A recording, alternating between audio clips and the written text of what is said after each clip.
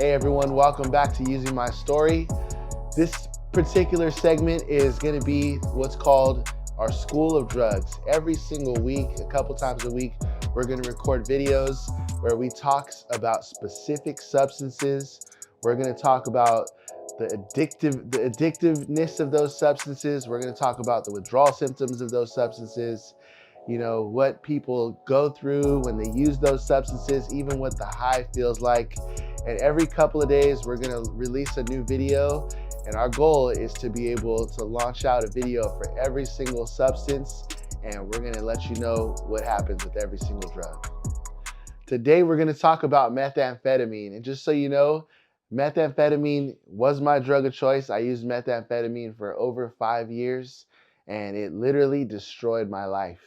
Methamphetamine, or some people call it meth, some people call it glass, some people call it speed.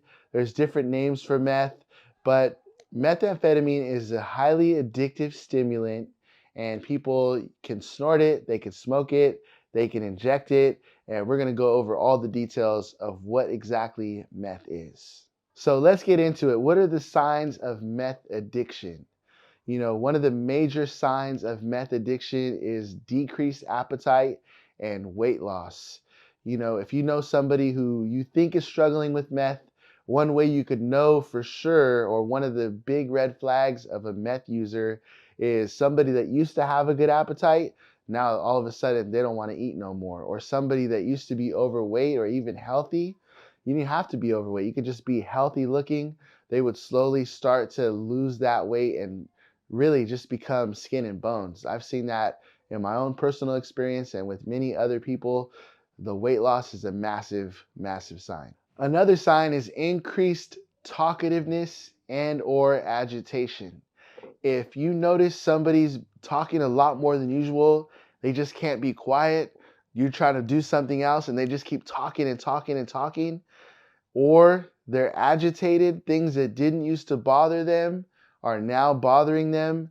They're very anxious, very agitated.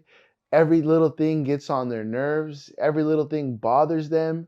Then signs are, that's a tall tale sign that they're struggling with meth addiction. Also, another one is insomnia or hyperactivity. Insomnia is basically not having the ability to get sleep. So, you know, one of the main signs that you could tell if someone's struggling with insomnia due to meth addiction is usually when it's time for bed, they go straight to sleep. Now they're staying up late. One thing I realized when I got sober and I was hanging out with people that are still using meth, I would go to sleep and these dudes would still be awake. Then when I would wake up, they would be awake again. And I'll be like, man, these guys must not need any sleep. They must be doing good. They're ready to go at all times.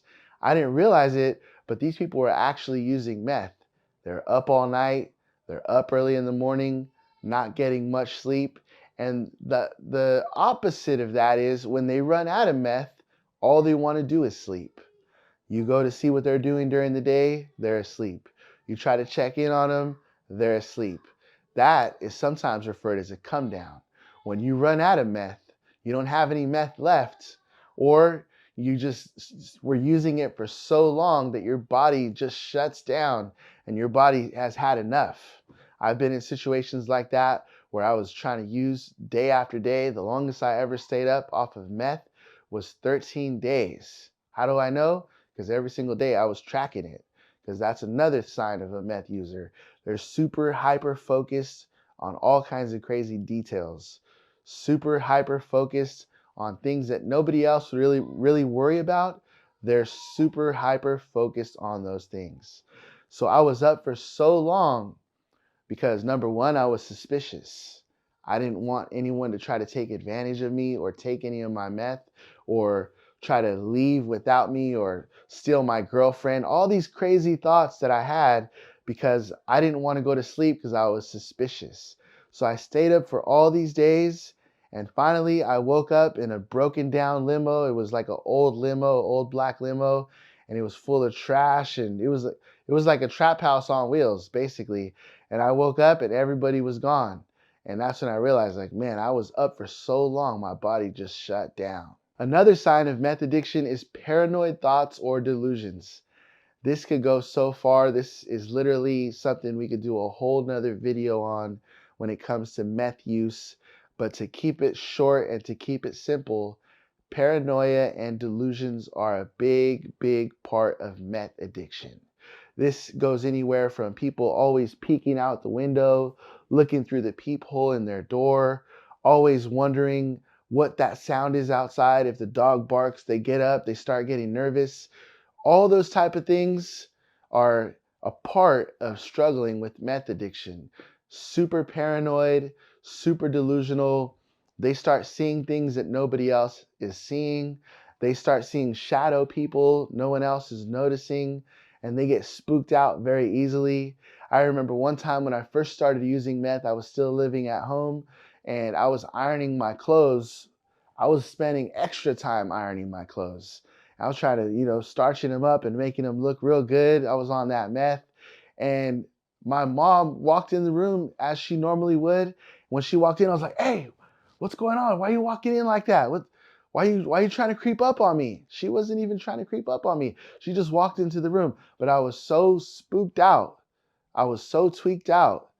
I was so on one that every little movement was affecting me. I was so paranoid, and that's a big sign of meth addiction. Another sign of meth use and meth addiction is having sores, or also what's known as meth mouth. People having all these cuts all over their lips or all over their mouth.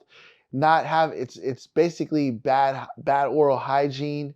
People having, any little sores on their lips and always picking at them, spending hours in the restroom picking at them, and it gets bloody, and then they let it heal again, and then it gets bloody again, and one little piece of scab could turn into a whole big old area of infection because they just simply cannot leave it alone. I remember there was times when I would think I had pieces of meth in my skin and I was trying to dig it out. I was so on one and so addicted that I was trying to get that little piece of meth out of my skin. And I would do it on my hands and I would look all over for it.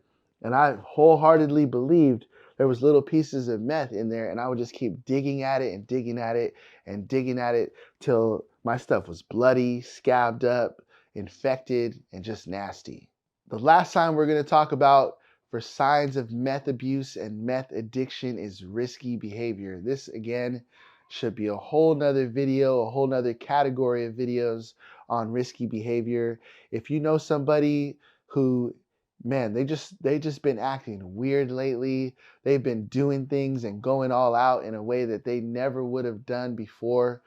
Before I started using meth, I stole a few things and I broke a few laws, but it was nothing compared to what I got into when I started using meth. I started hanging out with people that were into crazy things. My stealing went from like a scale of a 2 to like a scale of a 13. I was out there. I was running from the police. I was taking cars. I was doing every single thing that I thought I could do to get more meth. Risky behavior, driving far and fast in the middle of the night, weaving in and out of traffic, getting in accidents, doing hit and runs, just not caring about any consequences, taking people's money. I remember one time this girl, she had showed up to the spot where we were always getting high, and she was all sad. She was crying because she had just lost her job and she left her purse in the room. She went to go use the restroom. I didn't remember anything she said. All I remember was her saying, "Yeah, they just cashed me out. They gave me my last check. So I just went and cashed it and now I came here. But can you keep an eye on my purse so I can go use the restroom?" And I was like, "Yeah, absolutely. I'll keep an eye on your purse." When she went to use the restroom, I took every last dollar she had out of that purse. And I was so excited. And I was like, why would she be that dumb to just let me know about all the cash in her purse? But that was the difference between me and her. She was a normal human being and I was addicted. The addiction had me so strong, I couldn't wait for another opportunity for someone to turn their back and look the other way so I could take what they had and go get high.